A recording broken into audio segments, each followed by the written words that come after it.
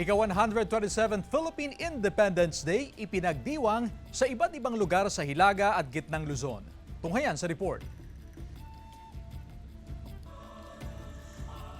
Simpleng ipinagdiwang ang Independence Day sa Ilocos Norte na pinanguna ng PNP, Philippine Army, Philippine Marines, Philippine Navy, BFP at ilang ahensya ng gobyerno. Nag-ali ng 21 gun salute ang mga miyembro ng Mangaldan Police bilang bahagi ng programa ngayong selebrasyon ng Araw ng Kalayaan. Sa Dagupan, nag-ali ng bulaklak ang iba't ibang organisasyon, grupo at ahensya ng gobyerno sa bantayog ng mga bayani sa City Plaza. Sa Pampanga, nag-alay rin ng bulaklak sa bantayog ni General Maximo Hizon, isang bayaning Kapampangan na lumaban para sa kalayaan ng bansa.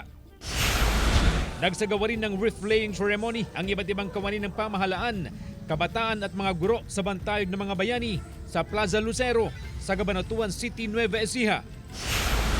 Nagsagawa ng job fair sa iba't ibang lugar sa Region 1. Mahigit 20,000 na job vacancies sa local at overseas ang binuksan ng DOLE sa mga naghahanap ng trabaho.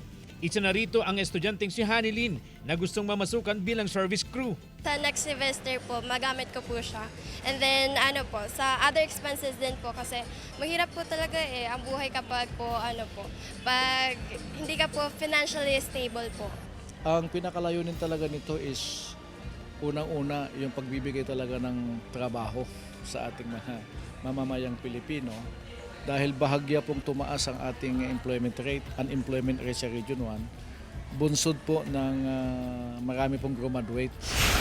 Kasabay ng selebrasyon ng Araw ng Kalayaan ang World Day Against Child Labor.